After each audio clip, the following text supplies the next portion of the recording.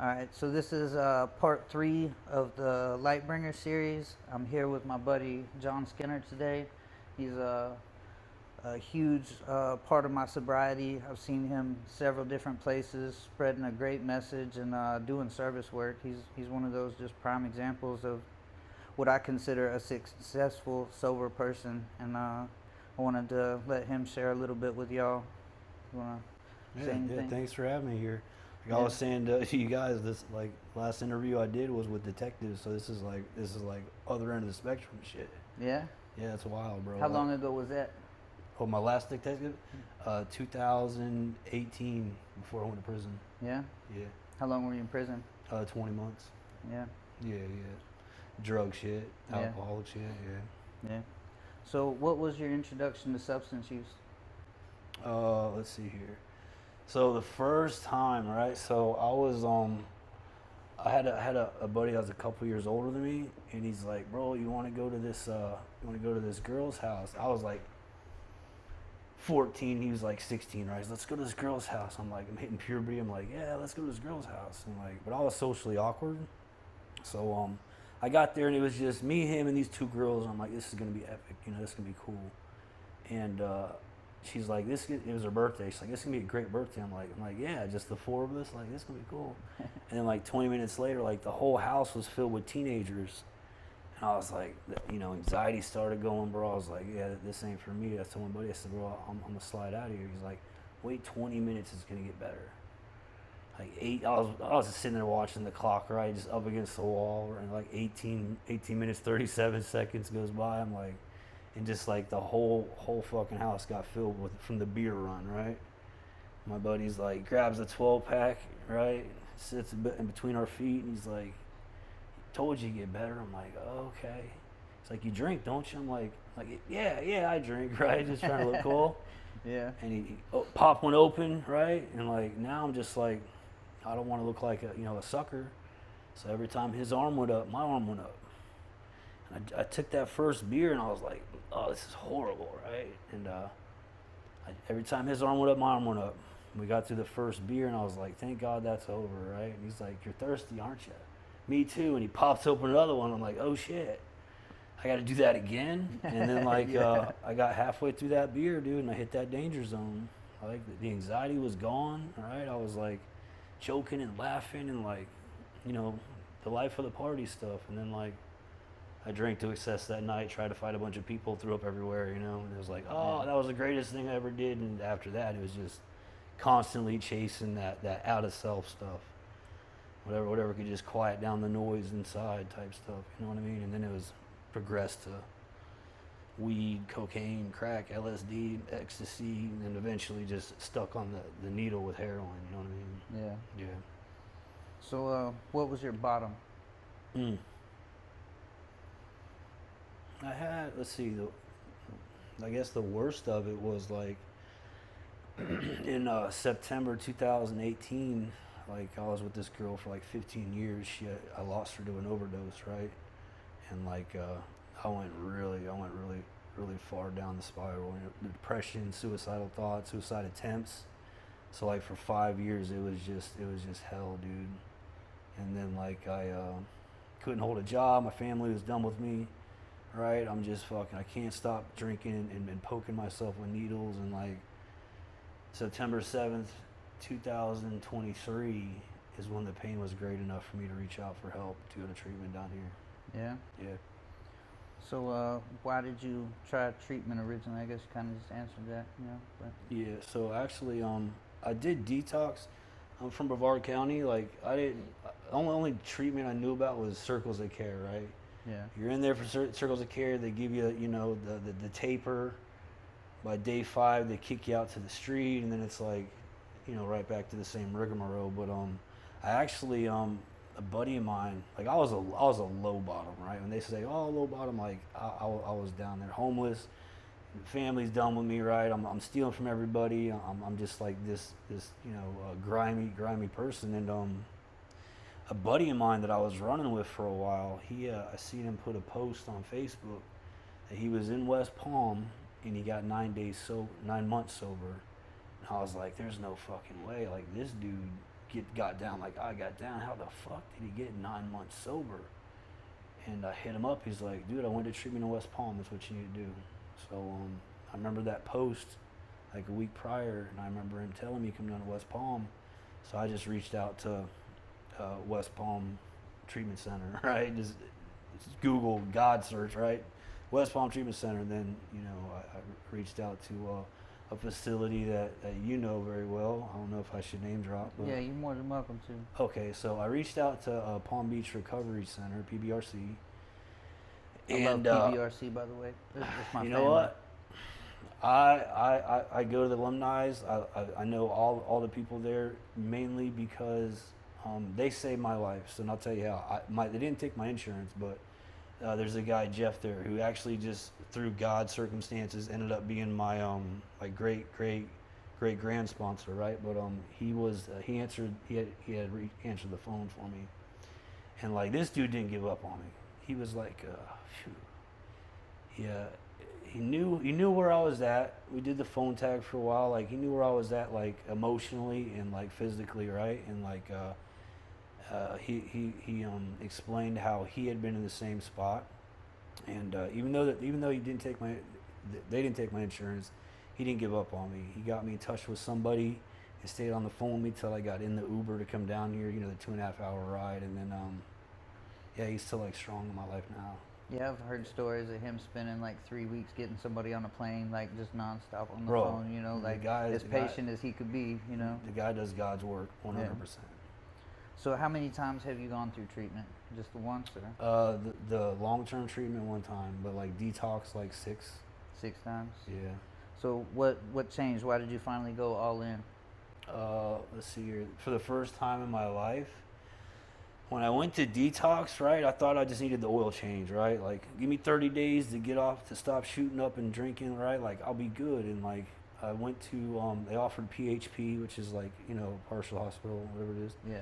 And when I was in there, I found myself with like 39 days sober, and I felt worse than I did before I went in, right? Because I was no drugs, no alcohol, nothing to numb myself. So like I was feeling all the emotion, all the grief, all the shame, remorse, guilt. You know what I mean? I was feeling all these just tidal waves of emotion. I'm like I thought I was supposed to be okay once I quit drinking and drugging, and that wasn't the case. It was I had to deal with myself without numbing myself, and they had brought me to the rooms of Alcoholics Anonymous, Cocaine Anonymous, right? Where I seen people who got down like I got down and didn't feel the way I felt anymore. And so, through like a very long survey, how did you do it? How'd you do it? How'd you do it? How'd you do it? They all said the same shit, right? Get a sponsor, work the steps, get into service. Like that's it.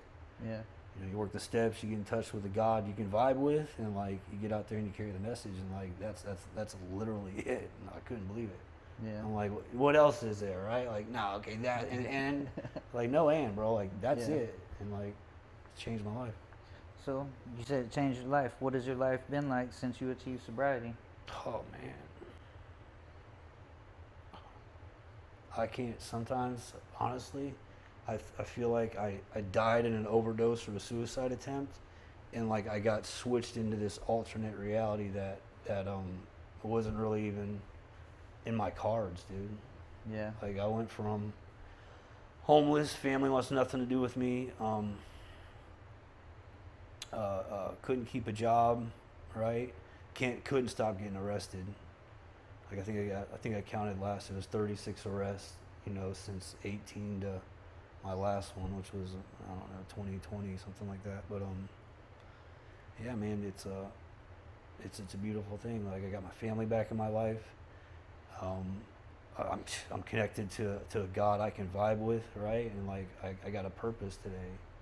I can't count how many times I woke up and I was like, man, like what was the point of all this? And now it's like to carry the message, right? To show others like it doesn't matter how bad it got, or even that it doesn't even have to get that bad. Like there is a way out, and like no matter where you came from, right? No matter what your drug of choice is, no matter what you drank, no matter what trauma you went through, no matter what mental illness you have had or will have, right?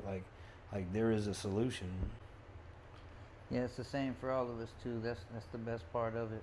I'll share a little bit with you. Yeah, I really about 4 months into my sobriety, I started thinking it through, and I was convinced that I was strapped to a table in a mental ward and I was in some drug psychosis Yeah. dream because, like you said, the alternate reality, like Yeah, you had man. died, and this was just some alternate universe that wasn't in your cards. Like I'm in a coma I or kept telling something. people, if I'm asleep strapped to a table, just don't wake me up, because Right. it's that great. Yeah, absolutely, man. So what is your current goal, whether it's in sobriety or just life goal? Like what do you aspire for? Phew, man, that's a tough one because, like, for one, I don't try to future trip, right? Because, like, whatever God's plan is, like, so far it's unfolding so beautifully that I don't even want to try to get my hands in it. So, honestly, I mean, like, you know, homeowner, family, you know what I mean? That stuff. But, like, Yeah. whatever God's plan is, if it's, I don't know, if God's plan is for me to end up in a third world country, carrying a big book, right? Like, Yeah. like I'm okay with that, cause like God's got me. So That's beautiful. I I don't really like know. that. I mean, like, so far everything that I've prayed for, I've gotten. So really, I'm just grateful for what I got, right? Like, I got my own place. I own a business. I have a great girlfriend. Got 2 dogs, right? Yeah. Like 3 years ago, all that stuff just wasn't even an arm's reach, and now it's like on my lap. So yeah, So I see you do all kinds of service work. That's a big deal to me. I pay attention. I tell people I'm real attentive or real Mhm. intelligent for a retard because I'm still definitely retarded. I feel But I that. pay a lot of attention, and I feel I've that. seen you. The way you move, and you put a lot into giving back. So I ask everybody this question: why do you put so much into giving back? Oh, that's easy, bro. Because if you felt like I felt 3.5 years or 2.5 years ago, 32 months ago, if you felt the way I felt, and then you get given how I feel now, I want the whole world to feel it. I want everybody to feel what I have now. And it's like, you know, unfortunately, some people just don't want it yet, right? Yeah. Maybe the pain isn't great enough. Maybe they still have the ego, the pride, or just like, dare I say, the ignorance to, like, oh, that 12 steps, God, that stuff isn't for me. So, like, yeah, some people. But, like, then there's other people who are just like my favorite, who are just so broken, that are just like, like I was, right? So I went to my sponsor. The hardest thing I ever did in my life, right? Went to a guy who wasn't my sponsor yet, right? But I went to a guy and I was like, I don't know what the fuck I'm doing. I'm scared, but I see how you're radiating this peace, and, like, I want that. Will you show me how to do that? And it was like, it was hard to do, right? For a guy, I got it all figured out, right? Like, addicts and alcoholics are probably the highest intelligent people. Like, we can wake up broke on Thursday, right? Yeah. Get high in a hotel room all weekend with no money, right? Yeah. We could figure out how to do that shit, but, like, I can't figure out how to stay sober. I can't. Yeah. It took me being like, just beating it up to say, you know what? I really don't know. You obviously know something I don't. Like, will you teach me that?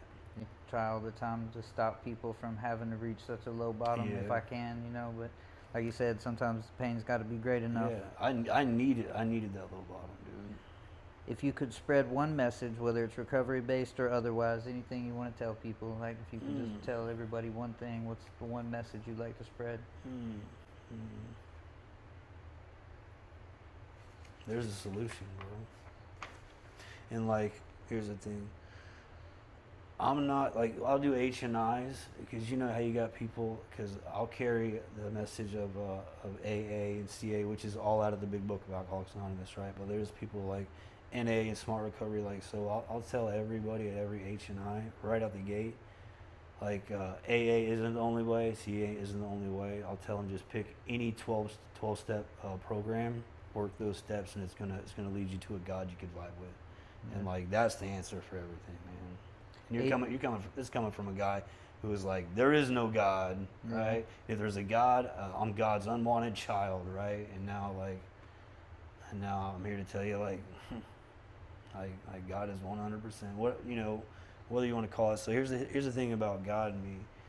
So like in religion, right? So it's like this color shirt, right? You may say, hey, that's teal. Somebody else says that's aquamarine. Oh, that's blue green, right? Like everybody's got a different name for the color, but they're all looking at the same shirt. Like that's my concept with God. Like whether it's God, Jesus, Buddha, Allah, nature, universe. Scientists call it the unified field. Like everybody's looking at the same thing, but just calling it something different. So like whatever God looks like to you, man, like it's out there. It cares about you, or you wouldn't be sitting there alive today. Because if God didn't care about us, He'd have saved one of our 100 friends that didn't make it, or our family members that didn't make it. You know what I mean? So, do you think every drug addict has a chance at recovery, like what you've done to turn their life around, or does it take a special kind of person to even have a chance? Everybody's got a shot.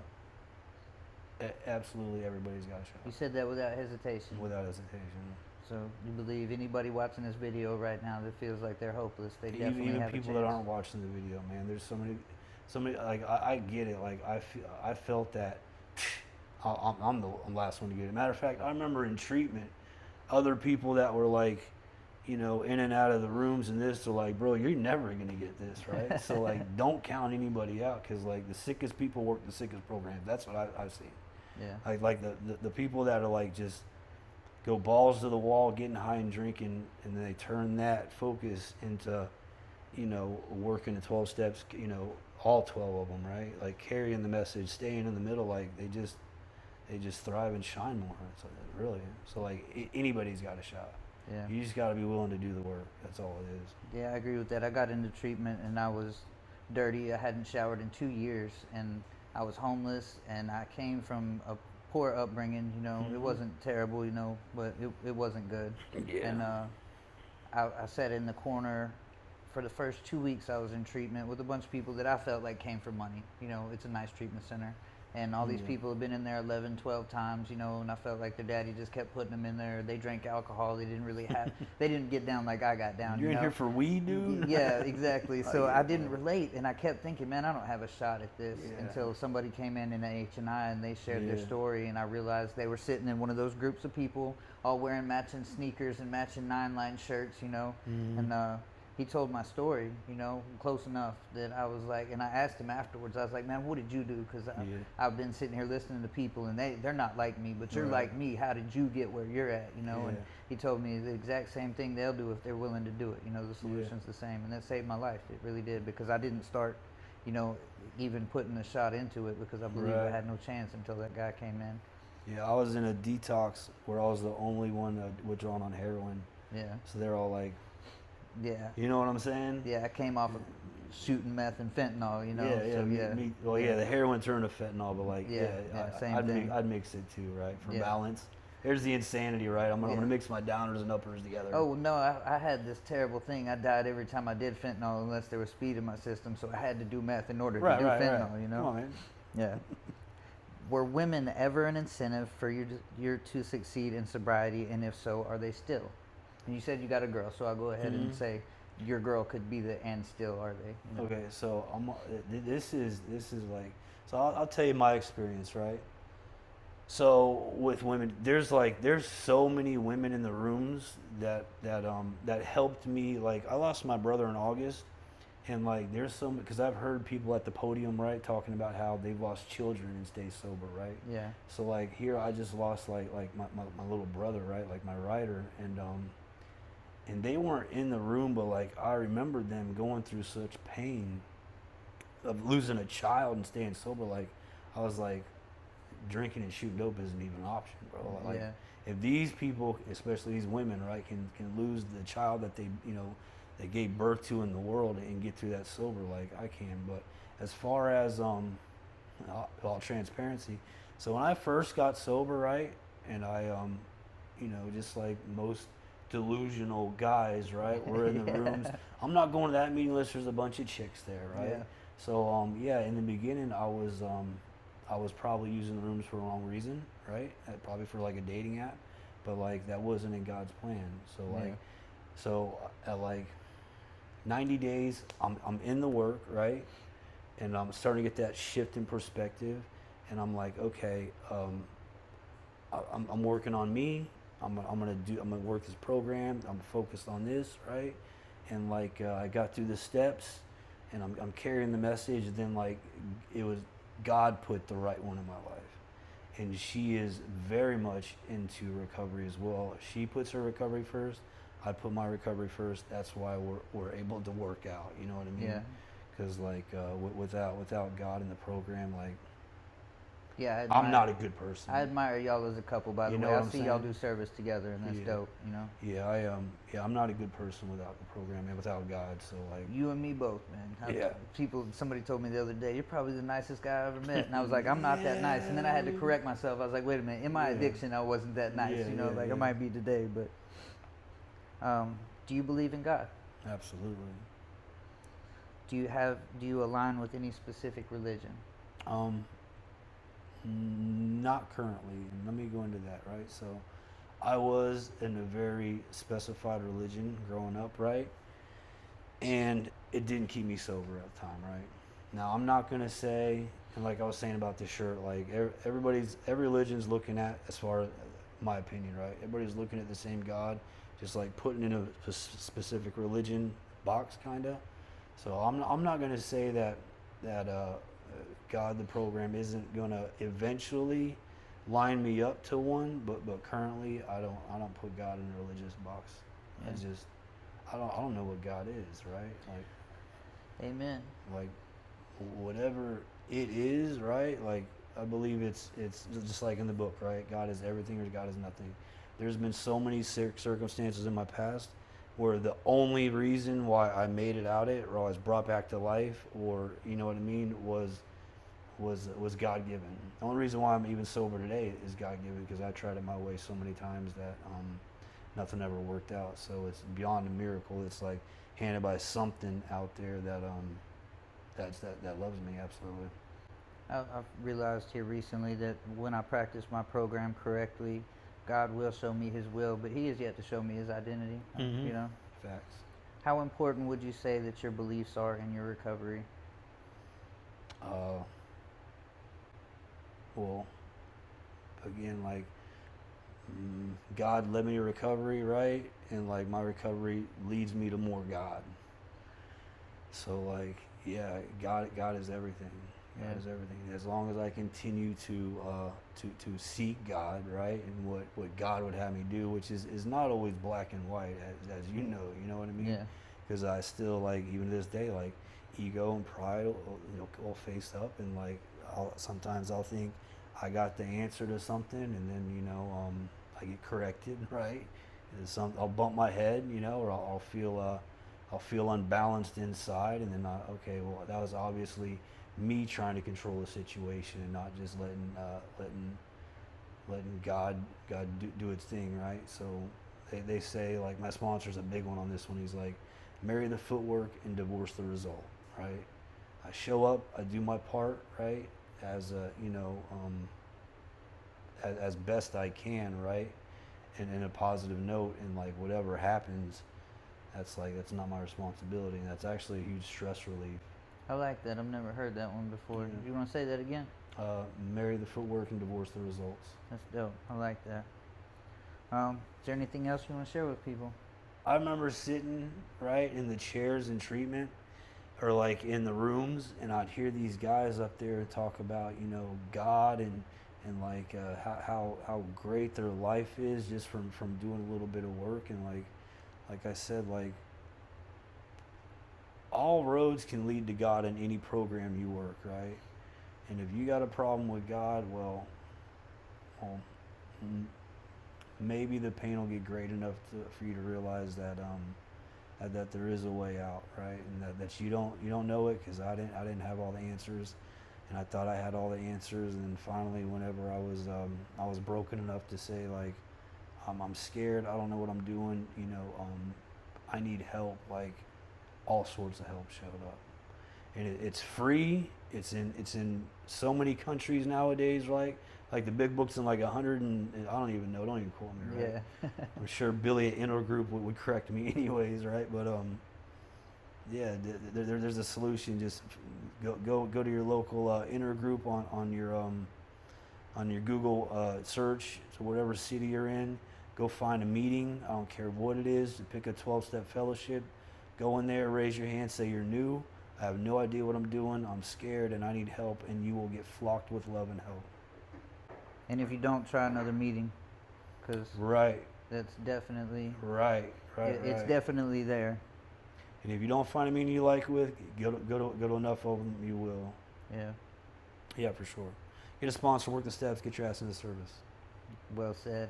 Well, John, I got a lot of respect for you. I really appreciate your time I've today. been watching your journey, man. I love what you're doing. Keep doing what you're doing. I don't plan on slowing down. Bet, man. Good shit.